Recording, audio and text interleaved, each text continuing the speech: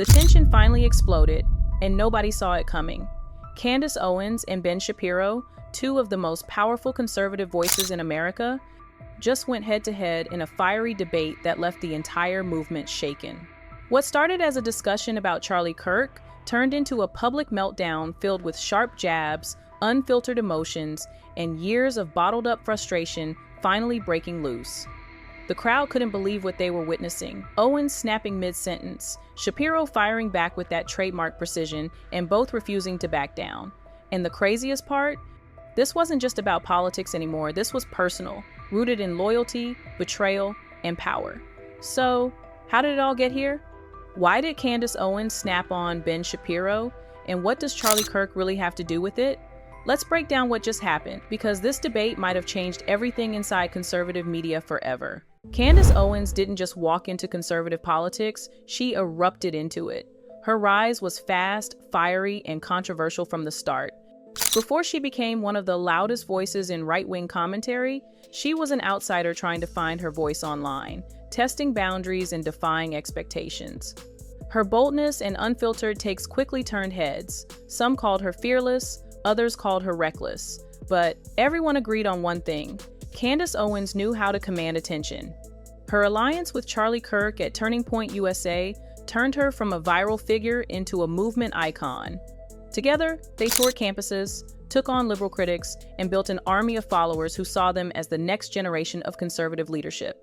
She was outspoken, confident, and charismatic, but with that came controversy. Owens often said what others were too afraid to say, and while that made her a hero to some, it also drew backlash from her own side. As her influence grew, so did the whispers. Was she too bold, too independent, or even too unpredictable for the traditional conservative establishment? The tension was there long before this debate, hidden beneath years of uneasy smiles and professional handshakes. And Ben Shapiro, one of the most calculating minds in conservative media, had been watching it all unfold. But before we dive into their clash, it's crucial to understand who Ben Shapiro really is and why his relationship with Candace was destined to combust. If Candace Owens was the spark, Ben Shapiro was the calculated fire. A Harvard-educated debater turned media mogul, Shapiro built his brand on precision, logic, and unshakable confidence. He doesn't raise his voice, he dissects you with facts, and that's exactly why his debates go viral. When Owens began to rise, many saw Shapiro as both a mentor and a rival. They shared the same stage, the same audiences, even the same sponsors, but behind the scenes, tension quietly brewed.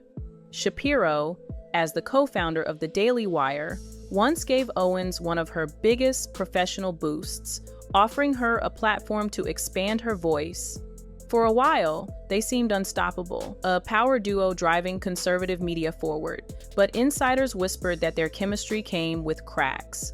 Reports suggested disagreements about tone, direction, and how far free speech should really go. Shapiro favored control and intellectual discipline. Owens thrived on emotion, authenticity, and confrontation. That ideological friction became harder to ignore after late-night posts, subtle digs, and fans taking sides online. Shapiro's clipped, careful delivery clashed with Owens' unfiltered energy, and somewhere between podcast segments and political rallies, respect turned into rivalry. Still, both tried to keep things professional, especially with mutual ally Charlie Kirk connecting their circles. But alliances like that don't stay peaceful forever.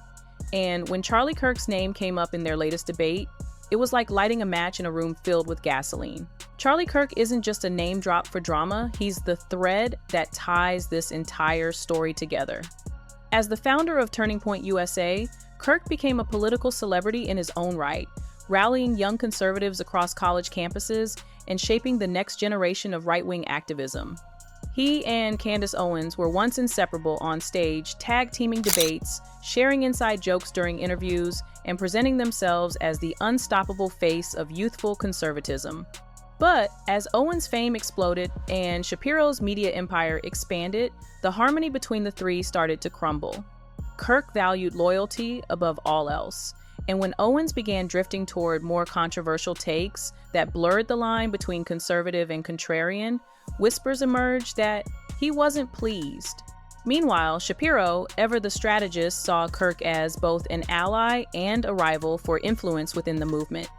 So when the debate between Owens and Shapiro turned to Kirk, it wasn't random, it was personal. Each of them had something to prove. Owens wanted to defend her independence, Shapiro wanted to defend his credibility, and Kirk, even in his absence, became the symbol of who truly leads the conservative youth movement. And that's exactly when everything snapped. Because what happened next on that stage wasn't just a disagreement, it was a full-blown public unraveling of three intertwined empires. With Candace Owens at the center, it started calmly, two sharp minds sitting across from each other, exchanging views like they'd done countless times before.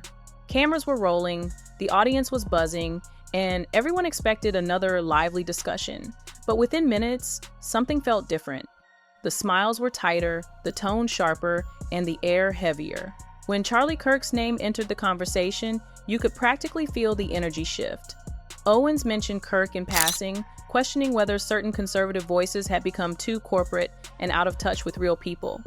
It was subtle, but everyone knew what she meant. Shapiro's eyebrow lifted his signature warning sign, and then it began. He fired back, defending Kirk and the institutions they'd both built. "That's unfair, Candace," he said, voice steady but laced with irritation. "You're painting loyalty as corruption, and that's dishonest." Owens didn't flinch. "I'm painting reality," she shot back. "People want truth, not gatekeepers deciding what's acceptable." The crowd stirred, half cheering, half gasping. It was no longer a debate, it was a confession booth, and years of unspoken resentment were spilling out. Then came the breaking point. Shapiro referenced Owens's recent statements that had caused controversy online, implying she was damaging the credibility of their movement. Owens' tone cracked, not with weakness, but rage. "So you think you own the movement now, Ben? You think you can define what everyone says, who's allowed to speak, who's acceptable enough for you?" For a split second, silence. Then, applause. Owens leaned forward, her voice trembling between anger and conviction. "That's the problem, you all want to control the message, not tell the truth." The moderator tried to cool things down, but it was too late. The damage was done. The clip spread across social media in seconds, hashtags like #Owens vs Shapiro and #Conservative Civil War trended for hours. And while some fans called it the debate of the decade, others saw it as the moment conservative unity finally shattered. But what most people didn't realize is that this fight didn't come out of nowhere. It was the result of months, even years, of pressure, rumors, and behind-the-scenes drama that had finally reached its boiling point. After the debate, the internet exploded, but insiders weren't surprised. For months, there had been quiet talk that something like this was inevitable. The cracks inside the conservative media circle had been spreading long before cameras captured that explosive moment. And once the clip went viral, every rumor, every private disagreement, every quiet unfollow on social media suddenly made sense. Reports claimed there had already been friction between Owens and the Daily Wire, especially after her bold comments about foreign policy and religion statements that many claimed crossed a line for Ben Shapiro, who's known for his staunch defense of Israel and traditional political structure. Behind closed doors, rumors suggested tense meetings, emails about professional conduct, and quiet distancing. Then, there's the Turning Point USA angle. Rumors suggest that Owens' former partnership with Charlie Kirk had grown colder, especially after her departure from TPUSA years ago. Some insiders whispered that she felt betrayed, left out of the new conservative inner circle, dominated by men like Shapiro and Kirk. Whether that's true or not, the tension was real. Meanwhile, Shapiro was also under pressure. Critics accused him of gatekeeping conservative thought, of deciding who was too extreme or too independent for his media empire. Some fans said he'd become too corporate, more interested in controlling narratives than challenging power. And when Owens threw those accusations directly at him, it hit deep. There were even online speculations that Kirk tried to mediate behind the scenes, but things had gone too far. Screenshots circulated, anonymous sources posted leaked DMs, some fake, some possibly real. Whether or not any of it was verified didn't matter. The perception was set. Candace Owens versus Ben Shapiro had become the defining fracture in modern conservative media. And just when the internet thought the story was done, new whispers began spreading about Owens possibly launching her own independent platform, completely free from the traditional conservative machine. If that happened, it wouldn't just be a business move, it would be a declaration of war. But before we jump ahead, there's a much bigger picture hiding beneath this chaos, one that exposes what this entire conflict really means for the movement as a whole. What happened between Candace Owens and Ben Shapiro wasn't just a spat between two big personalities. It exposed the deep fractures in the conservative world that had been silently growing for years.